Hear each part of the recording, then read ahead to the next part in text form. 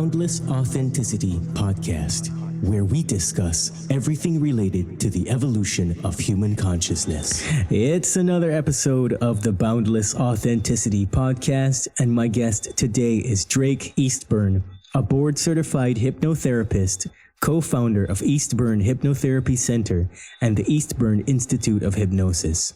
Drake is an author with more than 40 years of experience in the field of hypnotism, and he is on a mission to educate people on the reality and impact of hypnosis.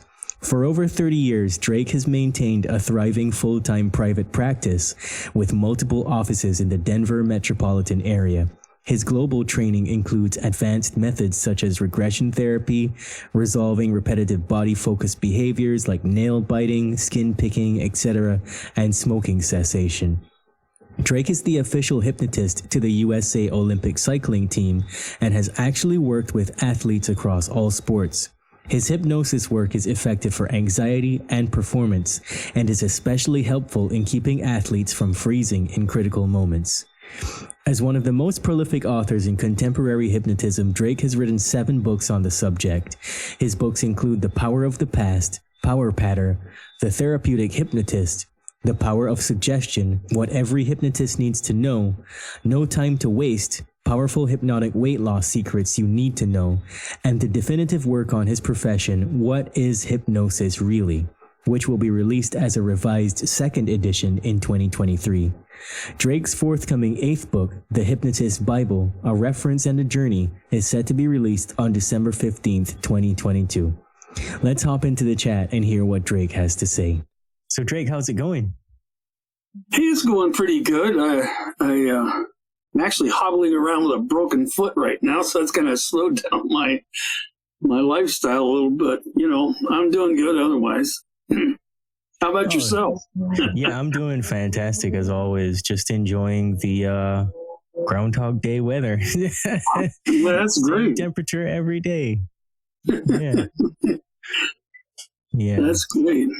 Yeah, so I actually first heard about you from your wife, Lindsay, who's been on the show twice.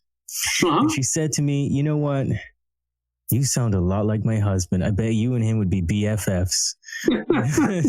So now you're here. Magically that happened. I didn't even have to reach out to you or anything. Your PR people, they were like, hey, you should talk to Drake. And I was like, okay, it's been a long time coming, I guess. There you go. Yeah. So tell everybody who you are and what you do. Okay, so I'm Drake Eastburn, and along with my wife Lindsay, we run Eastburn Hypnotherapy Center and Eastburn Institute of Hypnosis.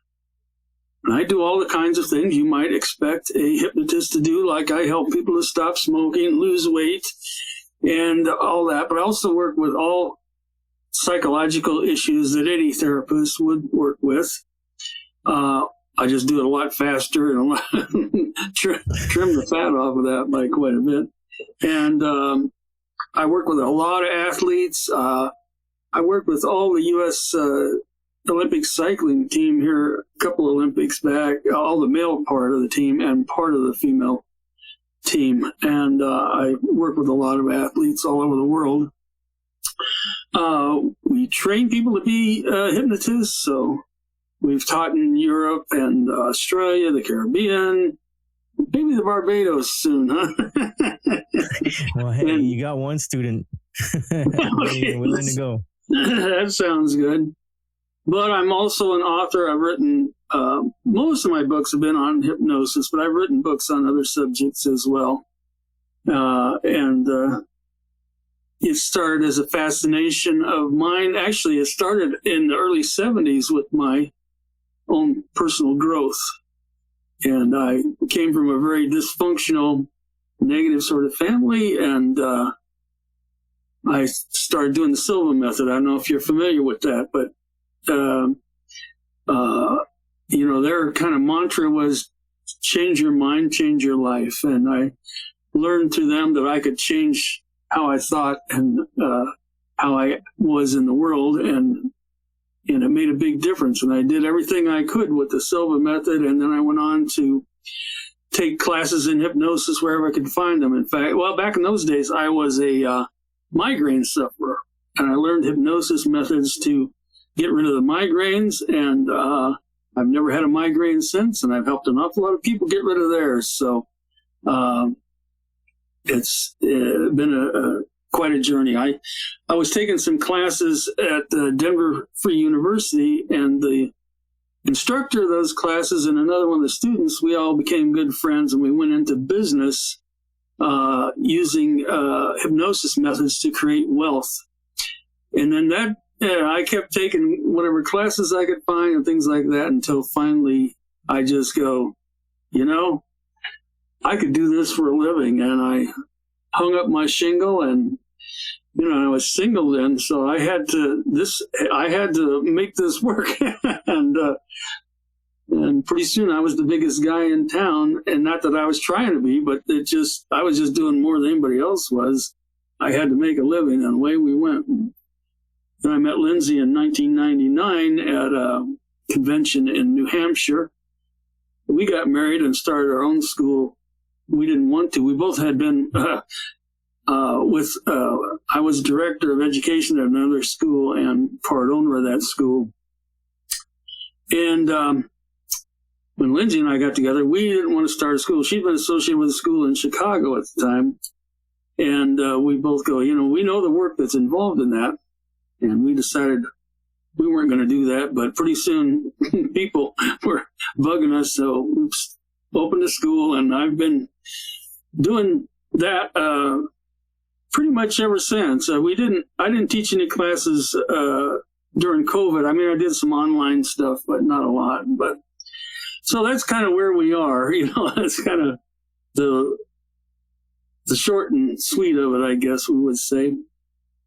Right. Yeah, that sounds good. And I am familiar with the Silva method. It actually helped me a lot. Is that right? Yeah, I came from a very negative background as well. I'm not going to sugarcoat it at all. Everybody that listens to the show knows my story pretty much anyway.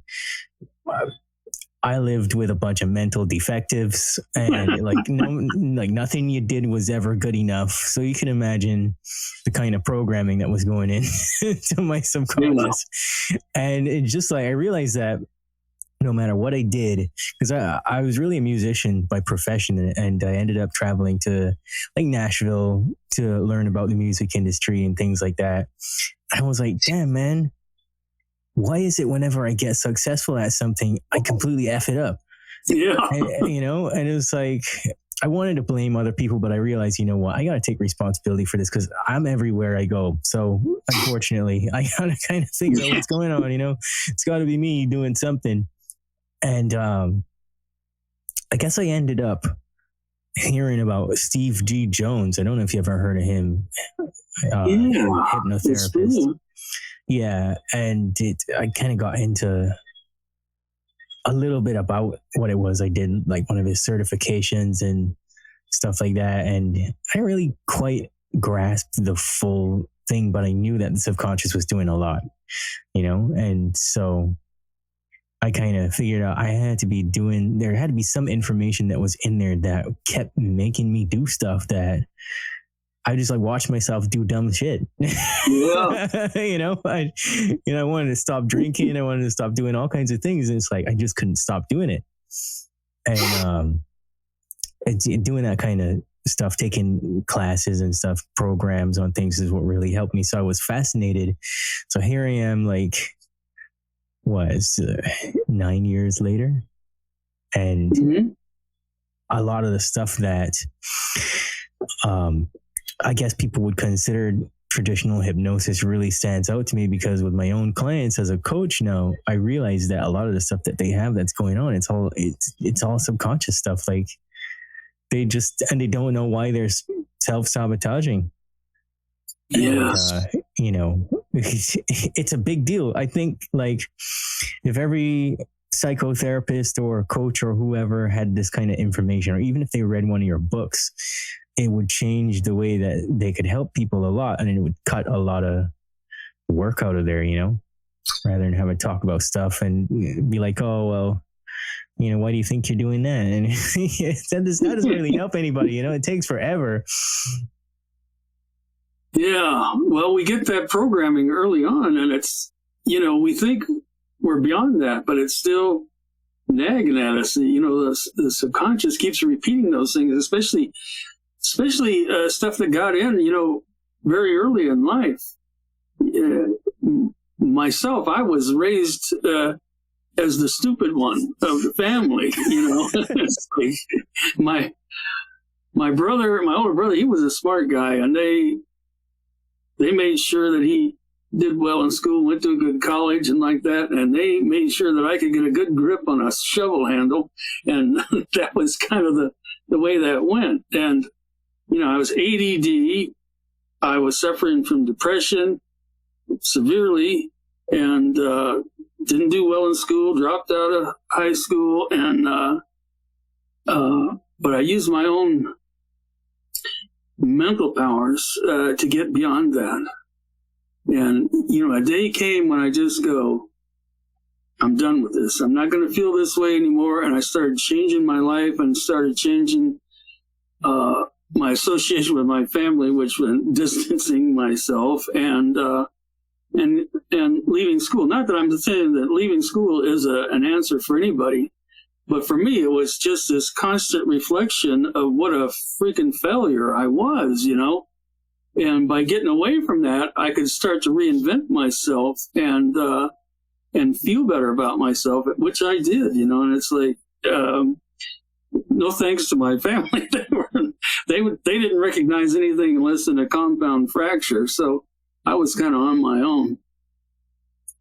But I ended up good, and it was funny that I was always the kind of the outcast of the family. But later on in life, as I started becoming successful, then now all of a sudden they wanted to claim me. It's like, yeah, you had a lot. You really helped out a lot, but that's the thing. And we can take control of things, and we can get beyond that. And it took a lot for me to get past that stupid thing. But now I'm beginning to realize they weren't so wrong after all. The more I work and the harder I work and the more I try to learn, is like, oh my God, there's just so much, it's like, it just doesn't stop, which is good. I wouldn't want it to stop because then it gets dull. Yeah, I get what you're saying. So tell everybody what actually is hypnosis. I love this book. What is hypnosis really? Yeah. I opened this book and I started laughing, and I understood immediately why Lindsay said, "You sound like my husband. You guys have got to talk." I say all the stuff that's in there, Right. Crazy. Yeah. Actually, I've been writing another, and I'm going to come out with a second edition of that book here right after the first year, or right around the first year, and I'm going to put some additions in there. But it's like this thing of hypnosis. One thing I know is hypnosis exists. The other thing I know is it resists any kind of simple one sentence definition. It's just, but, and I was just writing some stuff about this. What is trance and what is hypnosis? Basically, it's all the same thing. Doesn't really matter. But there's some people can't figure this out. But the thing is, it exists. We put it to use. If you think about it, hypnosis and is its own definition in a sense. If you think about it, what is electricity? We're using electricity right now. We're talking to each other because of electricity. We can see each other because of electricity. But what is it really? Well, we can say, well, it's energy. And yeah, it is energy. But as Einstein said, everything is energy. So that really doesn't define it. Now, some would say, well, electricity is current or energy flowing through a conductor. Okay, that can be an explanation of it, but what about static electricity and chemical electricity and forms of magnetism and stuff? They don't fit into that category. So we know electricity exists, and we talk about it, and we use it. But our English teacher in high school said, don't use the word to describe the word. But electricity is the definition of electricity, I think. And hypnosis is the definition of hypnosis. Now, I have a new definition. I should have printed that out for you. But basically, what I say is that it's the application theory of hypnosis is what I present.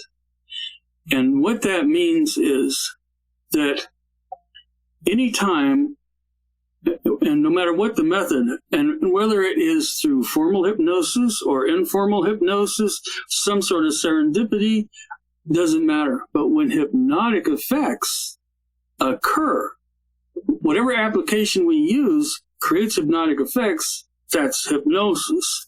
And, sometimes those effects could be pretty obvious, like we have a goal to stop smoking and the person stops smoking, or we have a goal to stop biting their fingernails and they stop biting their fingernails. So we can see the obvious effects, but it's not always obvious. And it's not always obvious what the hypnosis was that was applied, because sometimes it's their own self-hypnosis. They don't even realize that they went into informal self-hypnosis and got some benefit from it. And that benefit could be as simple as just relaxing, but it could be a lot more significant than that too. We could do self-hypnosis and help ourselves change habits. And we could also do that through formal hypnosis.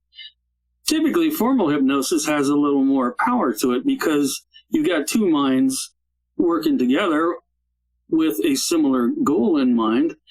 And just because of that, I do self-hypnosis on myself, but there are times when having that other entity there puts another little aspect to it, because we don't always see what it is that's happening like somebody else might see it from the outside. So putting those two minds together, headed for the same goal, can make a big difference, and we can achieve amazing things, really freaking amazing things.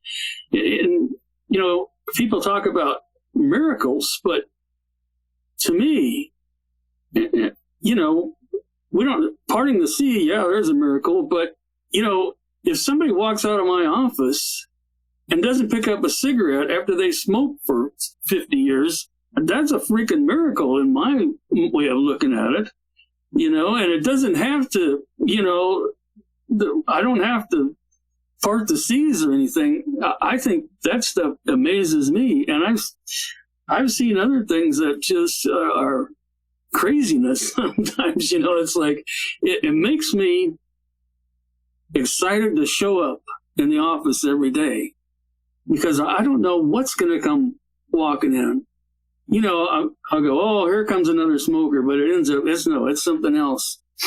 And right now, these days, and I think it's really a reflection of culture, is the main thing that walks through my door is anxiety and panic attacks.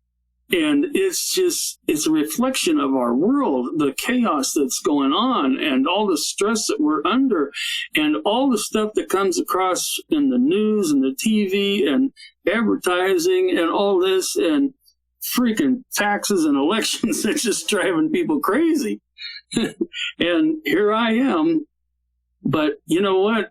And I think we see it in some of the hostility and things that's coming out in our world right now, because we're getting too much piled on top of us. Anyway, I've been writing about this topic too, so hopefully I can be of some help, or somebody's going to shoot me. I don't know which, but either way, I'll get some satisfaction. What can I do about that besides laugh? I mean, when I say that stuff, they say, oh, you're just a conspiracy theorist. It's like, a conspiracy theory is just a theory. It's not a fact. But you can clearly look at the way that people are, look at what they watch, look at the rest of their mental diet, if you will. And then it's no wonder you have depression or anxiety or something like that, you know? So you're right. And some of these conspiracies help people to gain some consonance. It helps them to make sense of things, whether it really does or not. And I think we should be weary of conspiracies because it does go on, and I see it in our government. But I mean, I don't want to get off on that tangent too much. But there are things that are going on, and we should question stuff. But we also need to use a little more logic in some of these things, and what are the facts? And just because it's easy to accept rhetoric and dogma if it makes you feel comfortable. But is feeling comfortable really the answer? Are we giving up our freedom for consonance? So we want to look at stuff, and questioning and researching is dissonant producing. So, but that's kind of what we have to do. And people have got a lot on their plate. It's like when I get home from the office, I don't want to run the government too. I mean, it's like that's somebody else's job. Yeah, absolutely. And that's why they turn on the Netflix and they live inside of The Walking Dead, whatever season they're on now, like they don't realize that they're actually subconsciously creating The Walking Dead in their life in some aspect, So tell me about the stuff like, what are the common programs that people have? What do they tell themselves? How do they end up with anxiety? Because I'm sure people want to know. Yeah. So, when we're young, well, you've probably heard the saying that our personalities are formed by the time we're 5 years old, and that's pretty much correct. Because at that time, excuse me, we start to have a more well-formed critical mind. And we can begin to use our history and things that we've developed to determine if something is fact or fiction when it comes in. But until then, we pretty much just take things in as truth, whether or not it be truth. So if we get messages, if we get messages when we're a little kid that we're smart and we're beautiful and we're athletic and all that, that's how we're going to view ourselves in the world, and that's going to continue. But if we got messages like I did that you're not too smart and you're never going to amount to anything and like that, then that's what we begin to accept. That's what we accept. And it takes a lot to reprogram that stuff, especially when it gets in early, because it becomes part of our critical faculty. And that's where we hypnotists come in, is to get beyond through that critical faculty and get rid of some of those old messages. And let's say I have a message that I'm not too smart. Well, I'll find evidence in my world that will validate that.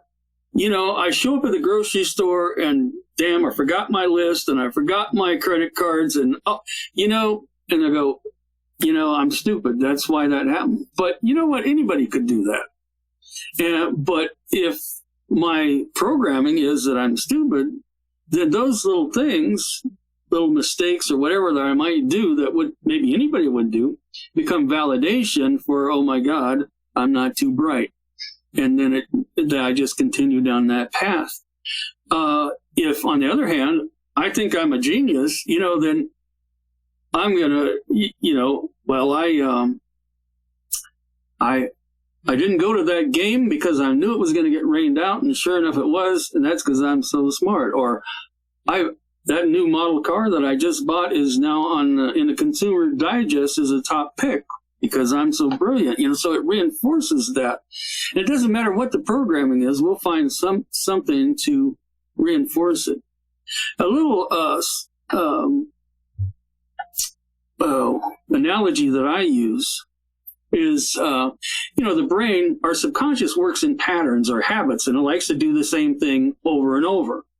If you go to the gym 5 times a week, then that's a pattern that's going to work in your favor, and that's going to be easy to keep doing. But if your pattern is to go to fast food twice a day, your subconscious doesn't care. That's not going to work for you, but that's the routine that it's created, and it's going to keep doing that. So it's going to work against you. But the analogy I use is that if every morning you get up and you step out onto the porch and you head down this path, and that's the same path that you headed down every day. And it could be the path of a smoker, or it could be some other, eating junk food or whatever. Doesn't matter, but you head down that path every day. Well, one morning you get up and you get out onto the porch, and during the night there's been a huge snowstorm.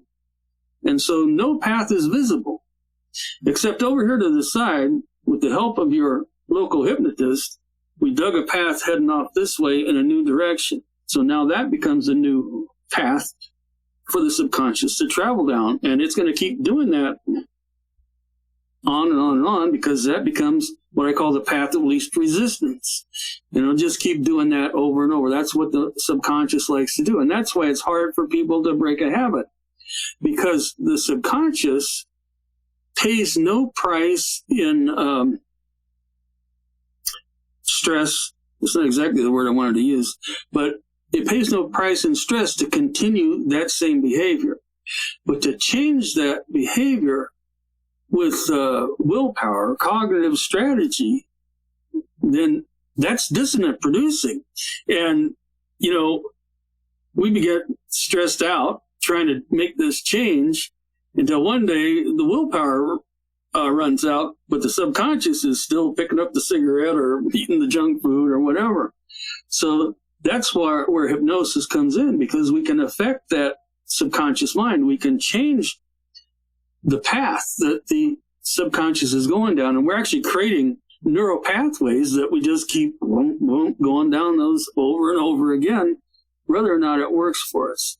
So we create a new path, and away we go. Yeah, with that, what I get asked a lot is, they say, so why can't I just do that consciously? And isn't it going to create the same neural pathways like that? And I'm like, yeah, if you got 2 years. Yes. You're right. It takes a lot of determination. Now, we all know somebody who stopped smoking or something like that, just put them down and never picked them up again, or changed something else similarly. But if you observe that person, they're using hypnosis. They used hypnosis. And what they did, it's very rare that people do that, but everybody has got an uncle that did that or something, but it's rare. But what that person did was they created a mindset. And in that mindset, there was no way that a cigarette would fit into that. And right. Therefore, they bypassed a lot of the difficulty of that. Several years back, they outlawed smoking in the prisons. And I don't know how it is where you live, but they outlawed all cigarette smoking. And I'm going, oh my God, there's going to be hostility, there's going to be murders, people are going to kill each other. Excuse me, but that didn't happen. And part of it was these guys were in jail. They couldn't get cigarettes. They knew they couldn't get cigarettes, and they just gave up. And it wasn't as bad as what we thought it would be. And I had a guy who came to me who had been in prison, and he came to me to stop smoking. And he said, I couldn't smoke in prison. And he was in there for a few years anyway. And he said, didn't even think about it. But he said the day they released him from prison, and I think this was down in Canyon City, he said as he was let out the door, the guard pointed down the street and he said, there's a convenience store there. You can get your cigarettes there. And he said, I hate that guard, because that guard if he said, I wasn't even thinking about cigarettes. And then he put that into my mind. And he said, I thought I had to get cigarettes. And then he says, now I was a smoker all over again when I hadn't been. And, that's kind of how that goes. It doesn't take long to fall off the wagon. It's like the best way to not smoke is to not smoke. Because if you pick up a cigarette, it doesn't take much to get you addicted again. Yeah, that's so true. I mean, I used to be that guy, not the prisoner, but I used to be a big smoker, and I was just outside smoking. I remember it was freezing cold, somewhere below 40 or something like that. And I'm outside smoking this damn cigarette, like puffing on it, like my life depends on it. Something just happened where I was like, why am I doing this?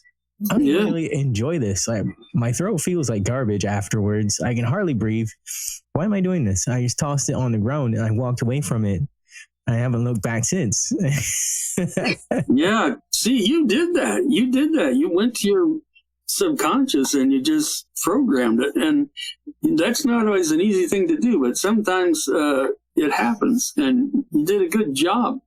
When I stopped smoking when I was 22 years old, and I was like a 2 or 3 pack a day smoker, and I was a mechanic, a diesel mechanic, and I was working in these big buses and truck barns and stuff, and everybody smoked.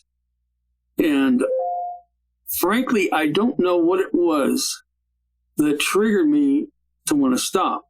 I had tried several times. Even when I was in tech school, we'd be sitting there in class, and the instructor would be up there doing a didactic piece or whatever, and it looked like a bar room in there. It was just all these guys sitting there smoking, and it's just a mess. But I tried to quit smoking in that a few times. Didn't have really good. I go for a week or so, and I married a gal for a while who wasn't a smoker, and she didn't. I don't think she tried to get me to quit, but she was the kind of woman, if she told you to go jump off a bridge, you'd do it and be damn glad you did. But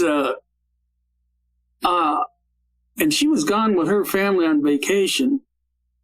And I'm going, I'm not gonna go. I'm done. I ran out of smokes. I'm going, I'm done.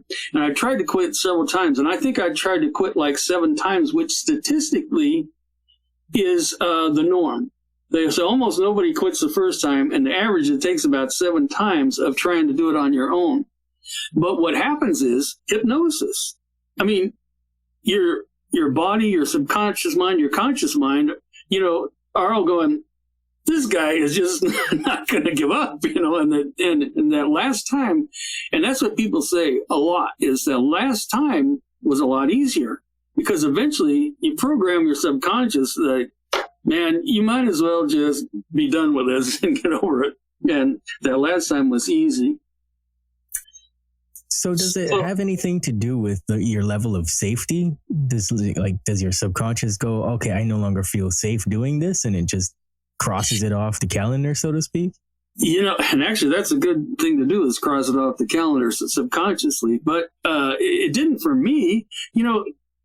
When I was 22, everybody smoked. It's like you were the oddball if you didn't smoke, And so maybe that worked for me, because I was always kind of the outsider, anyway. So maybe that did work in my favor.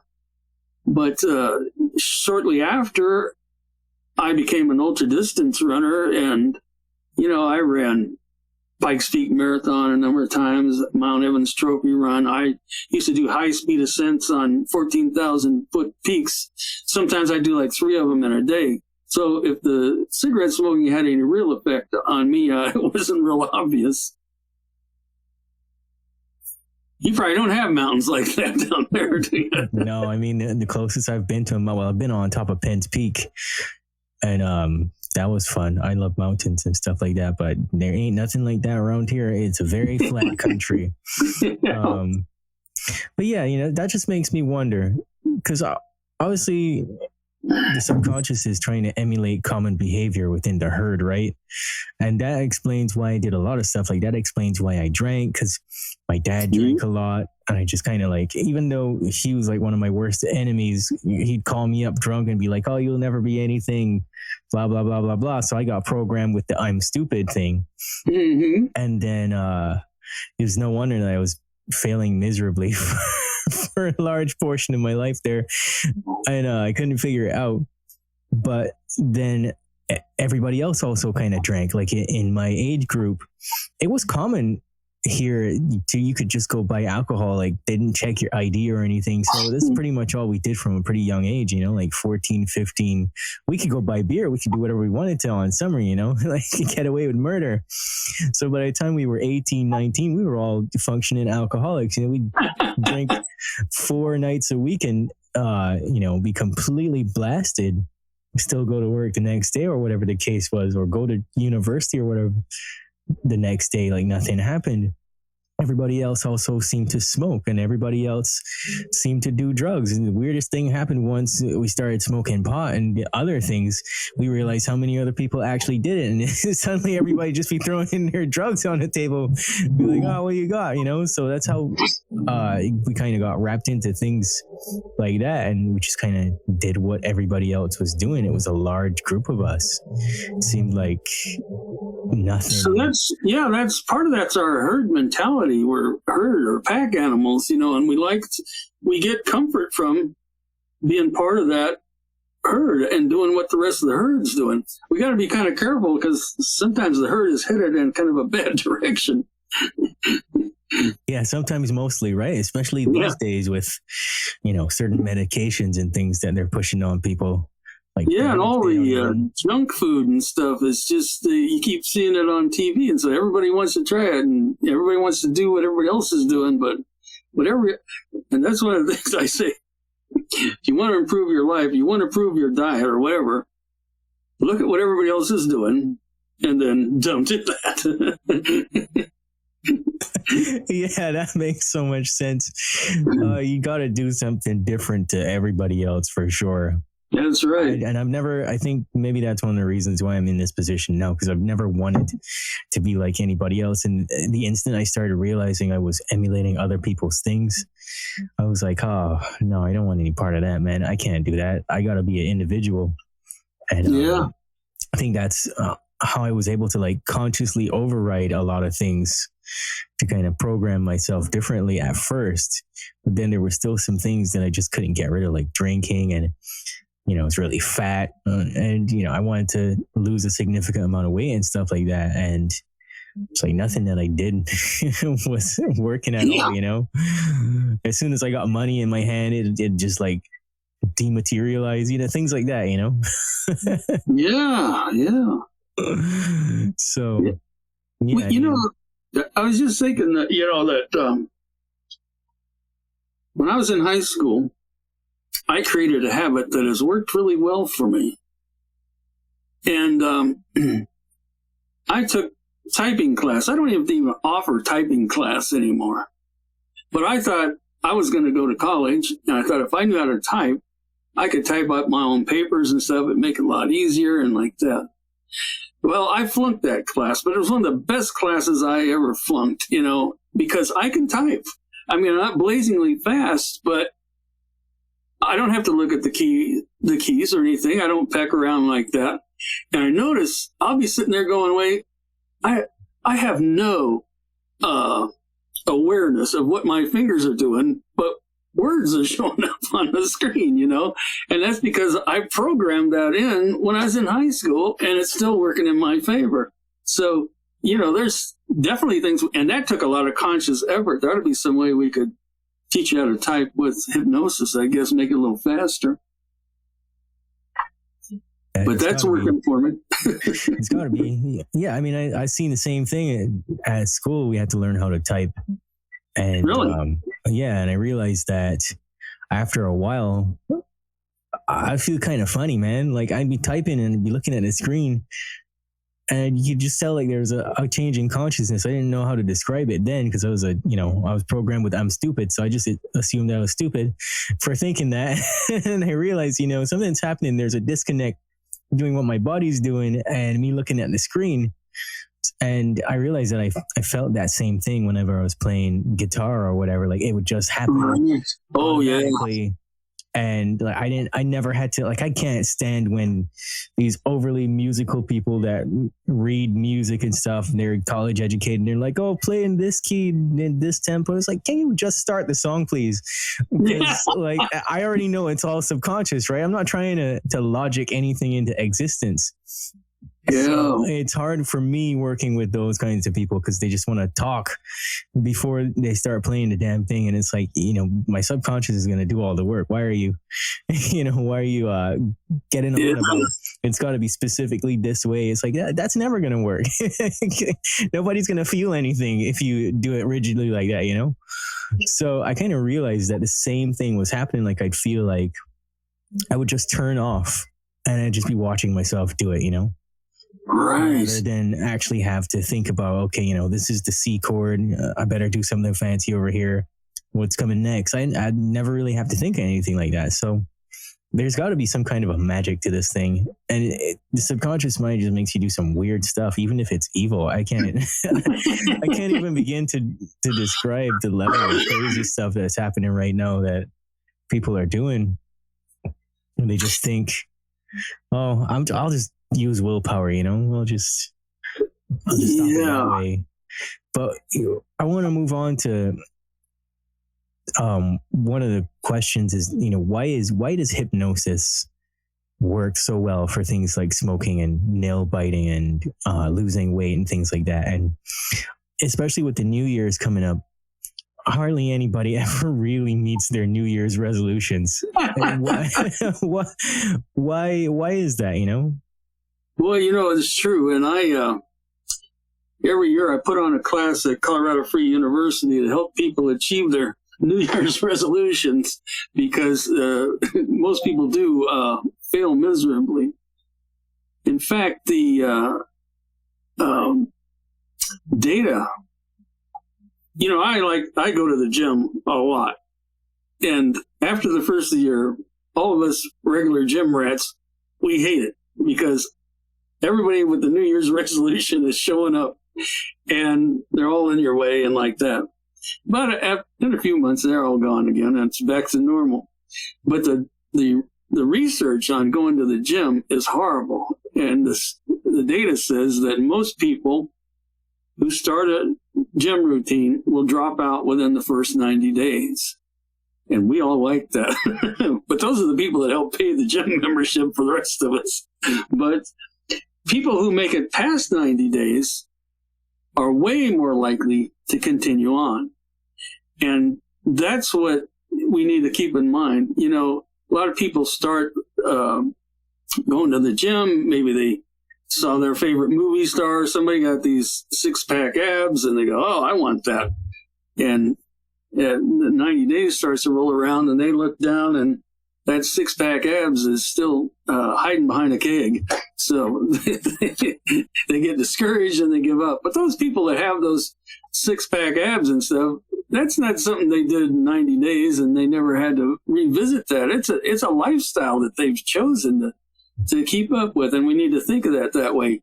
Similar with cigarettes and that. There is the habit aspect of it. And hypnosis is the best way to help shift the habit because we're actually changing how the brain is communicating inside. So it helps it to shift. But also, there's a shift in the neurons in the brain. When we become addicted to a narcotic, there are neurons in the brain which change shape. As long as we continue to get that narcotic, everything seems to function just fine. But when we don't get that narcotic, those neurons will not fit together properly. It's kind of like trying to shove a square peg in a round hole type of thing. What actually happens is we get a electrical short circuit in there, And all we can think about is that thing that is going to stop that short circuit. Well, they've actually shown in clinical research with hypnosis, the neurons go back to the original shape, and you walk out the door as if you never smoked at all, which is the most probably important thing that I can give a person, along with the waking hypnosis that goes into it that helps to program the whole thing. Plus, we have to consider this typically when somebody comes in to stop smoking or things like that, they have an agenda in mind. And they've come to me, they're paying money to make this happen, and so they have a certain level of commitment that they might not achieve on their own. So all this is very hypnotic, actually, and working in our favor so that a person does leave.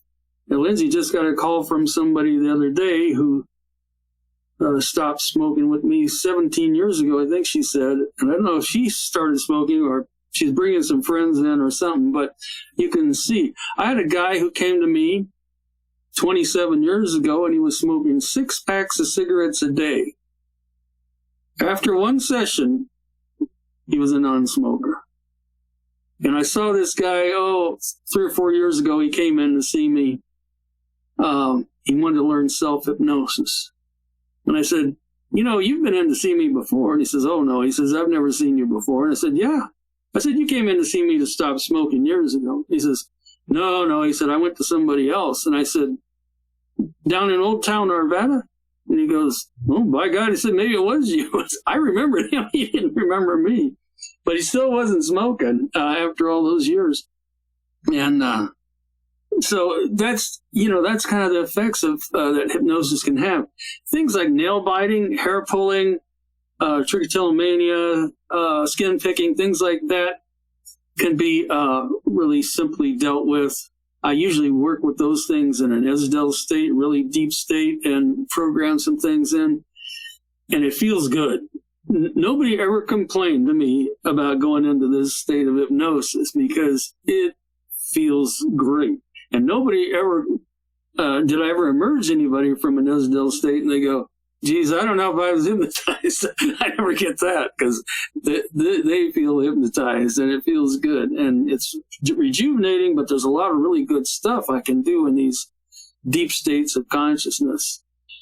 And, every day something new comes in, and it's always exciting to just show up at the office because you don't know what's going to happen. And it's a privilege to work with some of these people because a lot of times I'm the only person that they've opened up to about something that's going on with them. They've never mentioned it to anybody else, and it's a real privileged place to be. We had years ago down in Trinidad, Colorado, there was a doctor there, and he was the first doctor to do these sex change operations. And I was getting these people in that were going down to Trinidad to have sex changes, and it's like it was a privilege to work with them and help them and make their life go a little easier. I mean, that sounds weird, but that's the kind of things that can walk into a hypnotist's office. And I enjoy those kind of challenges because there's no class that I ever took on how to work with sex change or no scripts for it or anything like that. You gotta make this work on your own. But when we apply hypnotic principles, we can apply them to virtually anything that comes through the door, as long as the person is sane. You don't want to deal with psychotics or things like that. But most of the people that come in our door are high functioning people who just need a little help here and there. Yeah, it's true. It's always a privilege to hear people's stuff, People think that people do this kind of work for money, but I tell you, if there was money in it, I probably wouldn't be doing it. I have to remind myself that I get paid for this. It's like there's a little piece of pattern that I put into my inductions, and it's for me. It's not for the client, but it sounds like I'm talking to them, but I'm talking to me, and it's like I'm telling myself that in a sense that it's okay for me to accept money for what I do, because I don't necessarily feel that way underneath, but I'm reprogramming myself all along. I get that. So before we go, let's talk about some of the myths behind hypnosis. First of all, a lot of people ask me questions, and it's like, they say, I don't think I've ever been hypnotized. And I'm like, you're probably hypnotized right now. You don't even know what you're talking about.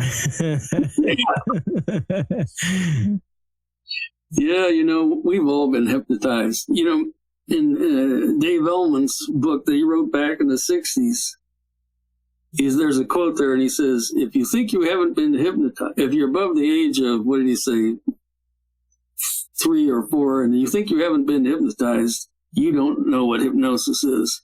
We've all been hypnotized, and we've been hypnotized many times over, and we can all be hypnotized. Sometimes I think people get the idea that, and sometimes stage hypnotists and things like that promote that notion that some people can't be hypnotized. But, and for stage show, I would say what they're looking for is a particular kind of personality. I mean, I'm trained in stage hypnosis. I want the guy on stage who is the life of the party, the guy who will stand on his head in the corner and drink a beer through his nose and stuff like that, because that's the guy. If I ask him to do something ridiculous, he's going to do it, because that's what he does. That's him. And so, and you see a lot of stage hypnotists, they'll bring a whole bunch of people up on stage, and then they'll start asking them questions, giving them little suggestions, and then one by one they send them back to their chair. What they're doing is they're thinning it down till they get the really good subjects up there. That doesn't mean that those people who went back to their chairs can't be hypnotized. It just means they wouldn't maybe run around like a chicken with their head chopped off or something if you asked them to. But in a clinical setting, those people are going to do fine. As a hypnotist, one of the things we say, we need agreement from the client, but basically when the client comes in your door, pays you money, they want to get hypnotized. That's pretty much, it's pretty simple. And using good waking hypnosis, we can take those barriers down. I remember once early in my career, I was in an intake with a guy, and we had a pretty good intake and everything. And then towards, we're getting ready to do the session. He says, well, there's just one problem. And I said, what's that? And he says, I don't think I can be hypnotized. And I said, you want to bet? And he goes, oh, I'm not going to bet you. He says, you're too sure of yourself. So I'm not suggesting we do this all the time, but it worked in this instance, because what happened was all of his defenses just fell away, because I was so sure I could. He didn't want to try and defy me. I wouldn't use that tactic all the time, but it shows you. But everybody can be hypnotized. If you've ever fallen asleep, you can be hypnotized. So, and by doing the proper waking hypnosis, we lead the client down that merry path, as I like to say, so that the next thing that happens is they're going to achieve their goal. They're going to get into hypnosis, and we're going to achieve their goal. We don't leave them. Our waking hypnosis should speak as though it's a foregone conclusion. Whatever it is that we want to achieve, we don't leave any doubt. I don't say, if you leave here a non-smoker. No, I go, you're walking out that door a non-smoker. And there's no doubt. Because if I say, well, I hope you're going to leave here a non-smoker, now I've left an opening for them to fail. I don't leave any openings to fail. The only thing we do is succeed here. And, and that has to be part of our own belief. When I talk about expectation, we're creating an expectation in our client that this is a foregone conclusion, but I have to have that same expectation. Because if I have doubt in myself about what we can achieve, I may unconsciously transfer that doubt to them, and now we might have an issue. So it's just as important that I am having this expectation as much as they are, and away we go.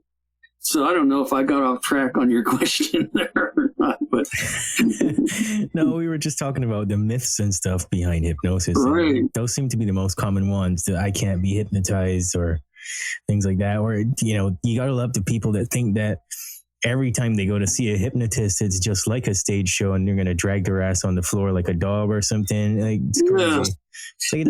Like, One that I like is, you're gonna make me. I don't want to be hypnotized because you'll make me divulge, or I'll divulge my secrets. And I'm going, what is going on in the world of people? What are these secrets that everybody has? And why do they think I'm going to hypnotize them? And naturally, they're going to tell me something. I don't know what they've been doing, but they're going to tell me for some reason. I don't know why. And then I've got to go print it in the paper or something so everybody knows. I don't understand. That's one that defies me, but a lot of people have that. Yeah, thanks for telling us all that you do shady things when nobody's looking. Yeah, exactly. What are people up to out there? So tell us a little bit about your next book, Hypnotist Bible. Oh, the Hypnotist Bible. Yeah, it's all done. In fact, Lindsay is putting the cover and the book together now, and it's going right now as we're speaking. She's doing this, so it's going off to the publisher right now. And it actually evolved out of that book that you were holding just a bit ago. In the back of that book, there is a glossary of terms, yes. And that's where the Hypnotist Bible started. And I just kept expanding on that. And I've been writing the Hypnotist Bible since I think it was 2008. So, I'm a long hauler. I stick in there no matter what. But it's all about terms and definitions and stuff. And I'm going way, way back, to the early times. And the thing that amazes me, and a lot of these are terms that we use now, but people don't always understand why we're using these terms or where they came from. And by defining these things and going back, it's amazing, some of the stuff that's how that got started, and that's how this got started, and back with the magnetists and all that kind of stuff. So it's interesting. I talk about things like Mary Baker Eddy. I don't know if you're familiar with who she is, but she started Christian Science, and that all started with hypnosis. She went to a hypnotist, Phineas Quimby. I got that. This dyslexia thing is not working. But she saw Phineas Quimby, and she had a bone deterioration or something, I believe is what it was. And Quimby was a hypnotist, and he had this mind cure method that he was promoting. And she healed with this mind cure method, which was hypnosis, and she expanded on it. And then ended up creating it into Christian Scientist. Well, then she denounced hypnosis. She said, it's not hypnosis, it's Christ. And so ever since then, Christian Scientists have given the thumbs down on hypnosis, while they use hypnosis all the time in their practice, but they just don't want to give hypnosis credit for it. And I was in a Christian Science bookstore in Fort Collins here a while back, and I was looking for more information on the early history of hypnosis and Christian Science and like that. And the woman was very helpful, and she said, well, Mary Baker Eddy said that, it wasn't hypnosis doing it, it was Christ. And I said, well, if it's Christ, it doesn't matter. It's all Christ then. It's just hypnosis is just a tool that Christ is using in this moment. And she looked at me kind of funny. I said, why dismiss hypnosis? It's like, it's all good. Whatever we do to heal, the main thing is it works. That's the main thing. It's like if it's placebo, doctors, a lot of doctors and pharmaceutical companies, they hate placebo because they want their medicine or treatment or whatever to stand on its own. But placebo is doing really well out there in the world.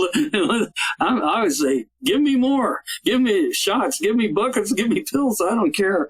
I'll take it. It works. Yeah, I get what you're saying. Oh, somebody upset my chickens at like 10:30 at night. Yeah. Well, Drake, thanks for being on the Boundless Authenticity podcast. This has been a lot of fun. I will have to have you back on again to talk about more stuff.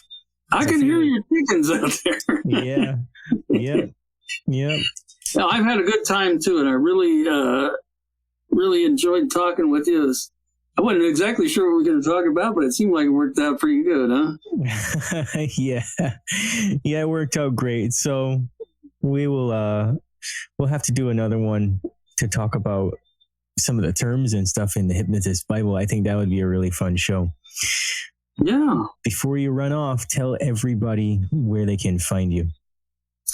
Well, you can go to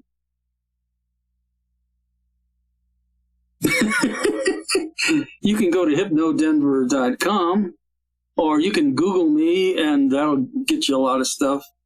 And if they go to that website, there's some free downloads and stuff that people can get. There's for stress reduction. There's some things for healing and stuff like that. And, we like to give this stuff away. I want to, if I can't meet with you in person, if I can help you do whatever you do better or just be less stressed, then I've done my part. All right. That's awesome. I will have to check that out for myself. That's fascinating.